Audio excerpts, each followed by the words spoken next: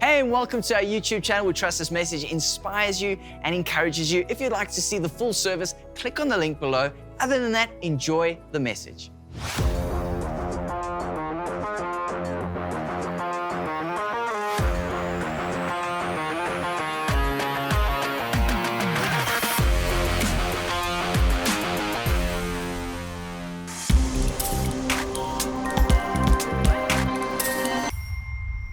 Hey church, so glad to be with you today. And if you're here for the first time, we are so excited for you and we'd love to get in contact with you. And you are able to WhatsApp us on the number coming up on the screen right now. And we will forward you some digital information about who we are and help to get you connected with us. And so trust you'll enjoy the service with us today. And we're going to carry on our series called Something New, and that's based on the theme for the year. And as you've seen, so many new things have been happening in the life of the church, and it's been such a wonderful journey. And what we are trusting God for is seeing that truth, the promise found in Isaiah 43 verse 19, which says, "From about to do something new. See, I've already begun. Do you not see it? I will make a pathway through the wilderness, and I'll create rivers in the dry wasteland." And I want to encourage us that we can hold on to this promise for our families, for our businesses, for our finances, for our spiritual lives, and of course for our nation and our church. We truly believe that whatever we face this year, we can rest in the promise that God is going to do something new, that He'll bring new opportunities and breakthroughs, that He'll bring resource and restoration. And last week, we looked at the title, Living on Purpose, and we learned about without clarity and clearly understanding our purpose, we seldom live life to its full potential. So if you didn't see that message, I'd encourage you, jump onto our YouTube channel and take a look at that message. It will really encourage you. But today I want to speak about living in confidence. And I don't know about you, but when I was growing up as a young person, even as a young child, you start going to school, you start interacting socially, but you don't really know your wiring, you don't really know what you like doing, you don't really know your abilities. But as you get exposed to things like we were forced to do athletics in school, I don't know about you, but we had to do athletics, and you started doing various things, you started discovering your different skill sets and started realizing, I'm actually good at this thing, or I'm actually quite clever, or this maths thing at school is quite easy. So whatever your story might be, as we were growing up, when we realized we were good at something, our confidence would be boosted in that area, discovering something new about ourselves. So maybe some of you were top of the grade at school, or you were really a sports person, you were really good with ball sports and things like that, or you, as you started getting a bit older, realizing that you were good looking. Hello, anyone like that? You realized that you had certain looks and it attracted certain people. That builds your confidence or boosts you. And I remember being a teenager, and one of the biggest topics that came up while we were teens was this thing about self-confidence. Everyone spoke about it anytime we did anything in church or anything in school. Self-confidence was the theme that people like talking about. It's like developing confidence in yourself and discovering who you are in yourself. And that might carry some truth, but the reality is also that there is a challenge for us because we cannot find security in our own identity and confidence within ourselves because we all have faults. And those of you who don't think you have a fault, just ask your spouse and they'll help you discover your fault, okay? We have imperfections, and so we often will build masks and facades or even false selves to protect ourselves from exposing our true selves to those around us. So again, we are creating a confidence based on a false idea. We are taught from a young age that our identity and our confidence is based on who we associate with, people that we know, who we know. We name drop our family, our lineage, our ancestry, our achievements, our accomplishments, what we have accumulated in life, or even what we do. But what if we were just average in our achievements? What if life brings a curveball like last year has been? Then what? Suddenly you can't open up for business and you're losing revenue. Suddenly you just found out that your child has been having a secret life and has been doing certain things that has utterly disappointed you, has created crisis in your home and causes you to question yourself as a parent. What if that substance that you thought you had control of now controls you? What if you realize that you thought you'd finish matric but now realize that you didn't pass? Whatever it is, we start realizing when life sets in, the reality of life, we start realizing that our confidence is based on things that are not solid. The reality is we are too limited, weak, and actually do not have control over this life. And to rely on ourselves or our peers to shape our identity, our confidence, isn't sufficient. You know, life teaches us to look inside of us or around us for our confidence, our identity. But I'd like to suggest today that maybe we can look at something different. I'd encourage you, let's look up. Let's look to God and form a God confidence, not a self-confidence, but a God confidence. And in the next few moments, I want to turn our attention to what God says about you and about me that would help shape a confidence that is steadfast and will not be shaken.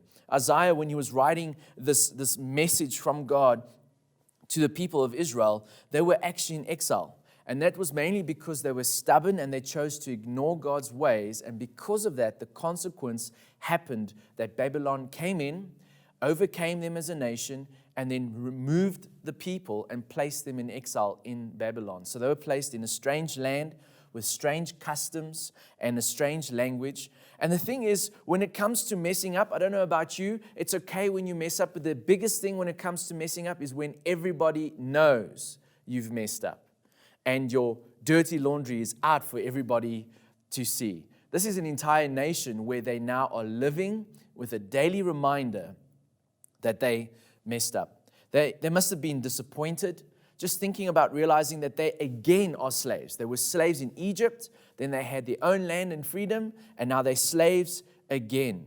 Notice what God says to them in verse 18, just before the key verse we've been using as a church. But forget all that. It is nothing compared to what I'm going to do. You see, that seems easier said than done. Come on. You're living 70 years in exile, being reminded every day that you are a slave, that you're in oppression, that you're living in shame and failure. Those kinds of things are hard to forget. What is God on about? Because those things that we live through, those things that we've experienced can so easily define us and shape our identity. For many of those people living in Babylon in that time that heard that message were born in slavery. They didn't remember a time when they were free. They might have heard the story from their parents or their grandparents, but they had no tangible reality of what it means to be free. Maybe that's true for you, that there's aspects in your life where it feels like you can't remember a time where you were free of that thing or that situation or that relationship, or whatever it is that seems to be wielding control over your life. The issue of shame is that it labels us. You see, sin and failure is something we do. Sins are something that we do. But shame says that we are those things. And that's where we start finding ourselves in a bondage. You see, I can make a mistake versus I am a mistake. I failed in my business versus I am a failure. I lost the soccer match versus I am a loser. I was not wanted versus I am unwanted. I struggle with addiction versus I am an addict. Just spend enough time on social media or any news or opinion pieces in media, and we will see the same thing works out in the spirit of our age, where people respond to people's vulnerability by shaming. Recently, we saw the Meghan Markle and Prince Harry interview with Oprah, and all the comments that came afterwards, the shaming comments. Our culture today thrives on shaming. And God was speaking to these people who were living in a reality of shame, and He was trying to speak back life into their value and their identity. And that is why they could have a confidence and a hope while in a terrible, oppressive place, because it wasn't about how they felt on the inside. It wasn't about where they found themselves or their surroundings that identified them. It started with how God was calling them. And so let's just take a look at how God starts His message to the Israelites. In Isaiah 43, I'm going to read from verse 1 and 2 and verse 4, and it says this: O Israel, the one who formed you says, do not be afraid, for I have ransomed you. It means I've paid for you. I've paid a price for you. I have called you by name. You are mine. When you go through deep waters, I'll be with you. When you go through rivers of difficulty, you will not drown. When you walk through the fire of oppression, you will not be burnt up. The flames will not consume you. And then he concludes, he says, because you are precious to me. Because you are precious to me. You see, he's saying this. He says, we are His. That means we are His prized possession. It means you and I are never a mistake. No matter what has been said, we're not a mistake. It speaks to our orientation. And what I mean by that is if we think about our solar system, all the planets are orientated around our sun.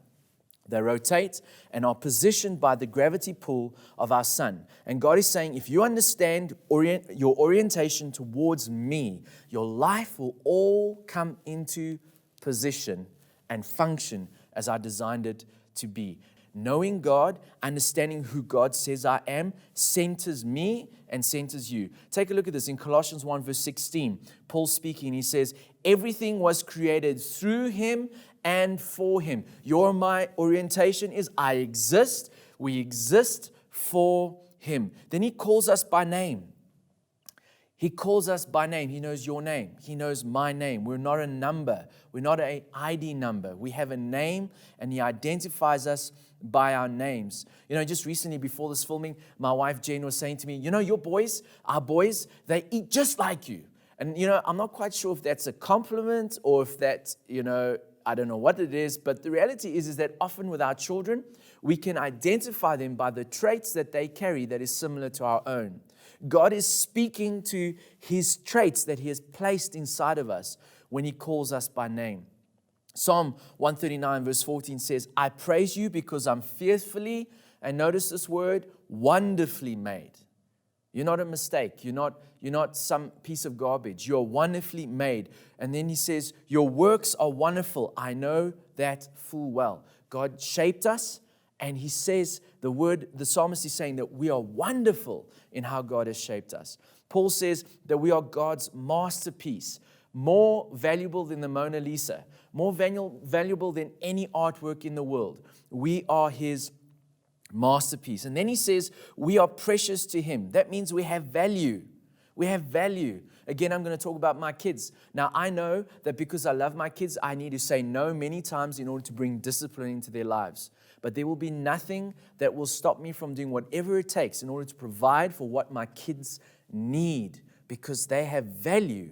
God values you, and He will do whatever it takes to get our attention. In Romans 5 verse 8 it says, but God showed His great love for us by sending Christ to die for us while we were still sinners. Not when we earned His forgiveness, not when we started doing good, but before all of that, He wanted to show us our value, that He was willing to have Jesus pay the ultimate penalty for you and for me.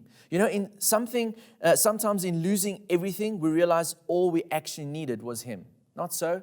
If we just think about it, that all the clutter, all the things that distracts us in life, if we lose those things, we realize that Jesus is enough. And I want to say to you today that Jesus plus nothing is enough. Jesus plus nothing is enough. We always want to tag Jesus onto our lives, but if He becomes everything, He's enough for us. I want to say that God is creating rivers in dry wastelands of our confidence, of our security, and our identity. If you and I begin to look to Him for these things, if we begin to hear His heartbeat about us, there will be a river beginning to flood in that area of our lives. And I heard this illustration said recently that in the old days, doctors didn't have stethoscopes to listen to their patients' hearts. So what they used to do is lay their ear on the chest of their patient in order to hear their heart. Nowadays, the only ones who really place their ears on the chest of someone is our little ones, our children, as they hear our hearts beat, or if we do that to them.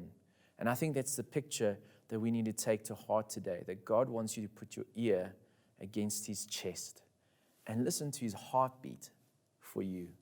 You might have heard what people have said God might say towards you, but have you taken time to hear what God says about you today? You see, God is doing something new in the area of our confidence. He's restoring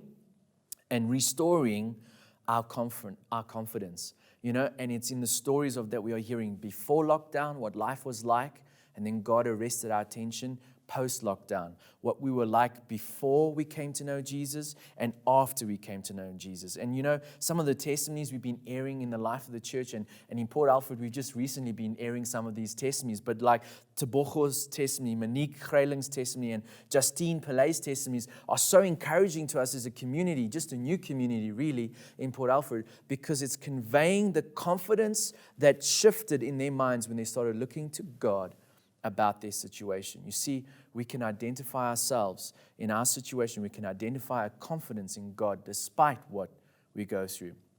And when it comes to confidence, there could be many enemies. And I just want to speak about two. And I took a look online and found two magazine articles. The one is from Inc. magazine, and the article title was 12 Confidence Killers. And then in CEO World magazine, the article was titled 5 Enemies of Confidence. And these are both business magazines. And it makes sense because depending on how you present yourself is often linked to business success. It's often linked to how you will sign that deal. And so it would make sense that these kind of institutions would write into this space because confidence is often something that people need to battle with in their daily lives. And it's so interesting that some of the points they're making is so true even in the life of the church. And the first one, which I think is the most important one, is comparison. Comparison. Come on, we live with that. And we started living that way from such a young age. Harish Sippy, a chief founder of Tima India Limited, said this: comparison is the root cause of all evil. Why compare when no two people are alike? And Mark Twain, a classic American author, said this: comparison is the death of joy. You see, we live in a time where we can peer into people's lives through social media and compare our mundane, our normal 9 to 5, our normal daily lives to the highlight reels of someone else's life on Instagram. And that doesn't make any sense. And so we will look at these pictures, we'll look at the perfect holidays, we'll take a look at all these things, and we compare our lives to that perfect shot that was probably airbrushed and adjusted and highlighted and corrected before it was loaded onto Instagram. And then we compare our lives to that, and our joy suddenly starts to dwindle away. You see, Paul said this. Paul said, but they are only comparing themselves with each other, using themselves as the standard of measurement. How ignorant. How ignorant. He's basically saying, in comparing ourselves with each other, we are being ignorant. Another word for that is foolish. If you're going to spend your life, and if you do those measurements on your phone to see how much time you spend on social media, 2 hours, 3 hours, 4 hours, staring at other people's lives, the discontentment in your life is going to increase. But rather, Paul suggests this. He says, in order to deal with this idea of comparison, he says, pay careful attention to your own work, for then you will get the satisfaction of a job well done, and you won't need to compare yourself to anyone else, for we are each responsible for our own conduct. Basically, this is what he's saying, okay? Mind your own business.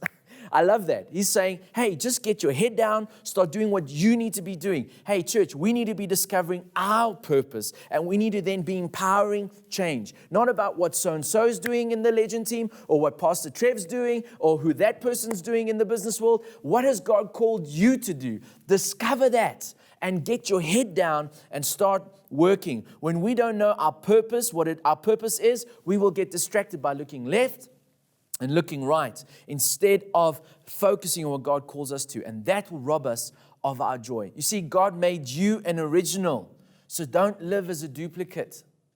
When you run a race, and this was the thing, when you run a 100-meter sprint or a 200-meter sprint, the biggest temptation while you're running down your lane is to look who's right next to you. And when you do that, you no longer run straight. You start wavering on the lane, and you start slowing down because you're trying to look over your shoulder. Stop comparing.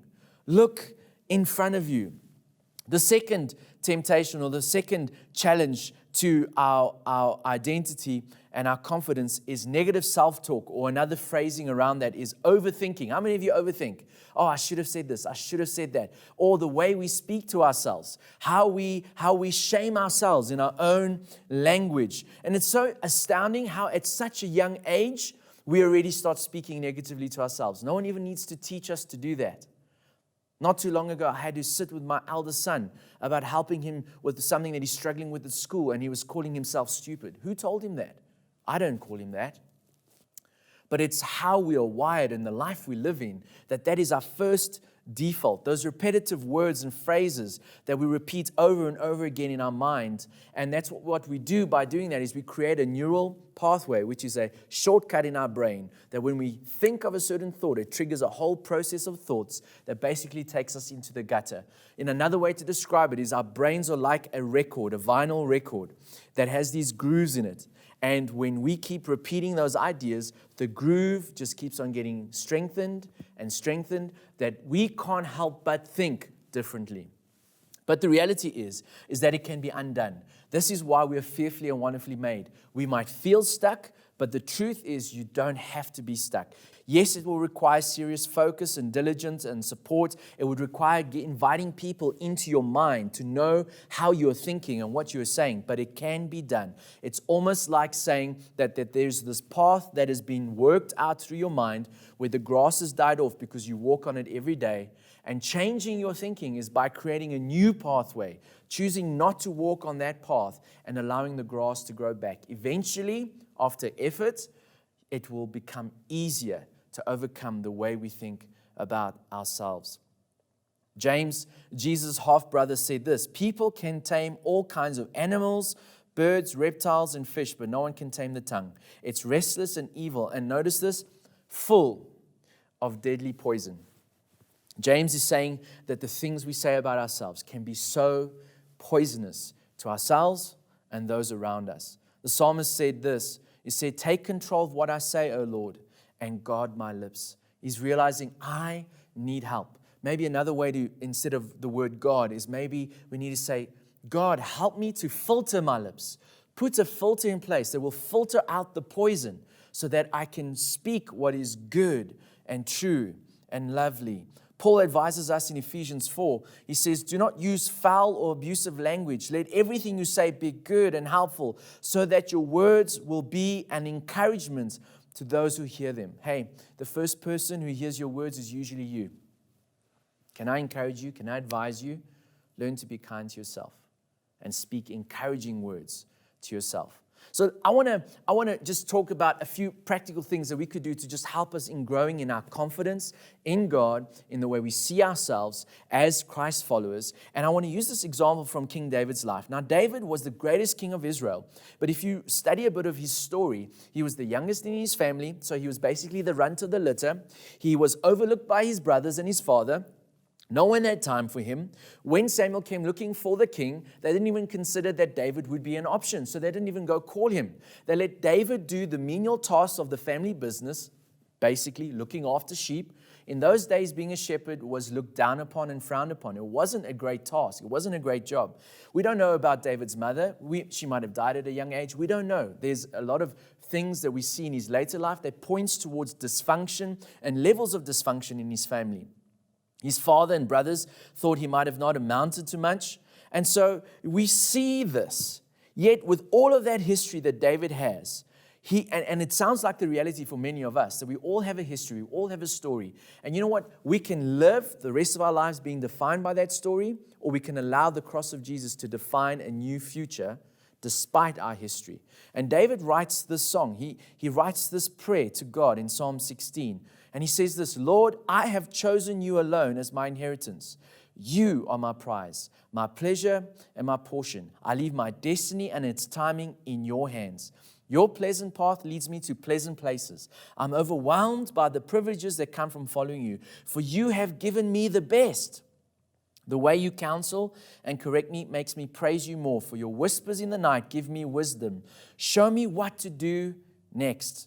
Because you are close to me and always available, my confidence will never be shaken, for I experience your wraparound presence every moment. Four things, and then I'll bring this to a close. The first thing that we see David doing is that he chose Jesus. I want to encourage you, choose Jesus today.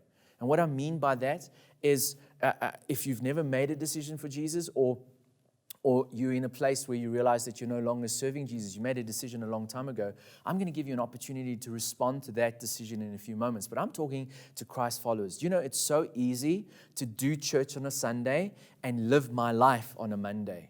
but to choose Jesus daily. Get up and physically say, Jesus, I decide to choose you and your will today. You know, that will make a huge difference. It's choosing Him above everything else in the area of our lives. And so I want to encourage you, do we just go through our day and just do church things as an add-on? Or do we intentionally choose Jesus like David reminded himself? I am choosing you as my prize. You are most important. You are above all things. You are first in my business and first in my family and first in my work and first in my studies. Are we approaching Jesus in that light? So the second thing is hand over control of your destiny and timing. And in this world today, with all the technology we have, we are led to believe that we can control our lives. And COVID-19 has taught us we can't. The one who is in control is the one who is in the throne. And we need to remind ourselves every day that He's in charge and I am not. And if we get ourselves into that place, guess what?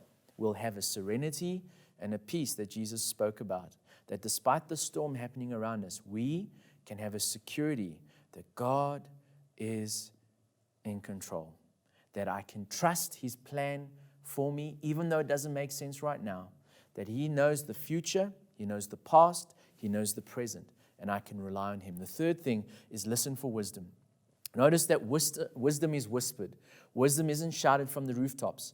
Often in Proverbs, wisdom is described as something that needs to be mined and searched for like precious jewels. Why is that? Because wisdom is not just information, and we live in the information age. Wisdom is the application of information, and we need to seek out the wisdom of God, know the truth, and apply the truth so that we can see the truth of God at work in our lives. Seek the truth over all the many lies that we are bombarded with every day. Let me encourage you.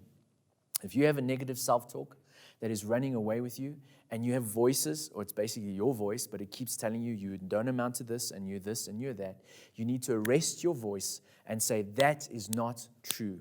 And then begin to speak the truth of God's word. What does God say about you? You are precious to me. Listen, God is saying that about you. And so that voice is lying to you. And the fourth thing is this. I'd encourage you is to practice the presence of God. David said, because your presence, I experience your wraparound presence, I will not be shaken. My confidence will not be shaken. Notice the one is linked to the other. You cannot be confident without knowing that God is with you. And Brother Lawrence's classic work, Practicing the Presence of God, is well known. It's free on many online platforms, and it's existed for centuries. And why does it keep coming up as a classic work that people can read for free nowadays? Because he was conveying something that will give us a powerful tool in experiencing the presence of God in our everyday. Pastor Trev a few weeks ago spoke about practicing a few moments of silence. The other practice linked to that is solitude. And what we mean by that is not going camping in the middle of nowhere, because then you'll only get to do that once in a blue moon. But cutting out the distraction for a couple of moments where you can silence yourself to hear the whispers of wisdom. And that can be done just before a meeting. That can be done in the car when you're driving home. Turn off the radio. Remove the distraction. Another way of practicing the presence of God is to create an awareness of what God is doing in your every day. Let me encourage you, set a timer on your watch that it goes off every hour where you take 2 minutes and acknowledge God's presence. Or put your watch on the other wrist. If your regular wrist is the left hand or whatever the case may be, swap it over, because that discomfort would create awareness. Or an elastic band or a bangle or something that will attract your attention to remember to pray. And prayer isn't just telling God stuff. It's centering, it's silencing, it's allowing the whisper of Jesus to come and permeate your life. And so, because of Jesus, we can live differently. And this is the promise that I want to leave you with. David said this, my confidence will never be shaken. This is the same David, the runt of the family, the David who wouldn't amount to much, the David who maybe didn't have a mom in his life, the David whose brothers were kind of bullies, the David whose dad didn't see much in him, the dad who said that David would never amount to be a king. That David that could have been defined by all of his circumstances said that my confidence will never be shaken because he encountered Jesus. I'd encourage you today. Just imagine what the world would look like. What would South Africa look like? What would Alberton look like? Or wherever you are watching right now, what would the world look like if we who follow Jesus get better at walking in this truth, that we would then endure and truly be those lighthouses to those who are so confused. We'd be consistent in our faith, don't you think? No matter what comes in the papers, no matter what accusations might come against believers, we'd be consistent in our faith, and our lifestyle would be one that is consistent, that we wouldn't flip-flop like so many people do because of the issues around the issues of principle, credibility, and ethics. Just imagine that you and I would be known as a trusted employee, or that scholar that always does their homework, or actually is respectful and honoring towards the teachers and their peers, or that you would be that preferred service provider to all your to different businesses because of your integrity and how you behave and conduct business, that you would be known as that couple that can be trusted for help, or the model marriage. And we know no marriage is perfect, but the marriage that points people towards Christ and having a hope in the future of their own marriages. You know, a diligent and consistent commitment in how we approach life and what we do. And I want to close with this story. Max Lucado wrote a children's book, a storybook called You Are Special. And you know what? I think when he wrote it, we know it's presented to children, but I think it carries a truth for anyone who reads it. And it's a story about Punchinello, who's a Wimmick that lives in a town called Wimmicksville. And the story goes like this. There's a Wimmick named Punchinello who always tries his best to receive gold stars from the other Wimmicks, but only receives gray dots for not doing well enough. So the idea was, if you do well, you get a gold star. If you don't do so well, you start accumulating these gray dots. One day he meets a Wimmick named Lucia, who doesn't have gold stars or gray dots because they don't stick to her. So every time someone goes and sticks a star to her, which is even a positive thing, it falls off. And so Punchinello noticed this and he was intrigued. So Punchinello also doesn't want stickers to him because he's kind of the guy, the awkward guy who keeps on stumbling and bumping over that he's got dots all over his body. And so he's full of shame. He's dealing with how the society views him and how society is labeling him. And he asks Lucia, and she tells him, the reason why the dots and the stars don't stick to me is because I visit our Maker. And the Wimmicks were really wooden marionettes living in a town. And the Maker was this wood maker that shaped and formed Punchinello. And then we read in the story where Punchinello comes and visits Eli, and Eli explains to him that if he's not bothered by what other Wimmicks think, then the stars and the dots will not stick to him either. Why? Because he spent time with his Maker, telling him how he feels about Punchinello. Let me encourage you today. Spend time with your Maker and form a God confidence that no matter what comes your way, you will not be shaken. So let me encourage you, if there's one thing that you could apply today as a Jesus follower, what would it be? And let's just pray and take a few moments. Lord Jesus, we're just so grateful that you love us and that you provided a way for us. And that even in these moments where we realize where we feel we are lacking, that we can turn our eyes off our circumstances, off our situation, off our challenges, and we can look to you. Would you in these few moments whisper words of wisdom? May we hear your heartbeat of how you feel about us. Lord, where we are struggling with comparison, or we're struggling with negative self-talk, would you arrest those things in Jesus' name? And would you begin to speak life? Lord, would there be a river of living water in the area of our confidence right now in Jesus' name? And right now I want to give you an opportunity. The reality is the starting point with any of what I've discussed today is with the person of Jesus Christ. If you've never made a decision for Jesus, you never come to the point where you realize that Jesus paid a price for you and that he died and he rose again so that you can have life with God the Father. If you've never realized that before, or you know you've made a decision a long time ago, but you are actually in control, you're living your life your own way, and you feel and sense that God is calling you back to himself, I want to say to you that if we believe that Jesus died and rose again, and we accept that, we will have life with him. We'll have a relationship with him. John, one of Jesus' best friends, worded it this way. He said, to all who received him, he gave the right to become children of God. All they needed to do was to trust him to save them. And all those who believe this are reborn, not from a physical rebirth resulting from human passion or plan, but from the will of God. You see, Jesus is the way, the truth, and the life. And no one can come to the Father but through him. And he says this in Revelation. He says, I stand at the door of your heart and I knock. open the door. Let me come in and let me eat and dine with you. What Jesus is basically saying is like, welcome me in to your life. Don't wait to get it perfect. Don't wait for it to be in order. He will come in and bring it into order. So if that is you and you want to receive him, I'm just going to pray a simple prayer that you can pray with me. And that simply begins the journey of you having a relationship with Jesus. So why don't you just pray with me and just say this: Dear Jesus, thank you that you love me. Thank you that you died on a cross for me. Today I realize I need you in my life. Thank you for your sacrifice. I believe you died and you rose again. Would you come in? Would you take over? Would you become Lord of my life? And today, from this day forward, I choose to follow you and become your child. I ask this in your name. Amen. Well, if you made that decision, we're so excited for you. We'd love to help you. So why don't you just WhatsApp us right now, and we'll send you some content to help you on the journey of getting to know God and growing to love him. And the next step for everyone and anyone is Fast Forward. So we encourage you, sign up for Fast Forward, and we'll help you to develop your relationship with Jesus. Well, God bless you. We trust you have a great day. Thank you for joining us for this service, and we really hope that you enjoyed it. And congratulations to those who made a decision to follow Jesus. Why don't you let us know on WhatsApp 082 736 9668 that you've made a decision for Jesus. We'd love to help you on your spiritual journey and your next step. And your next step is Fast Forward. So we want to get you connected into that. But remember, each week, each one, reach one. Let's keep reaching our community for Jesus. See you next time.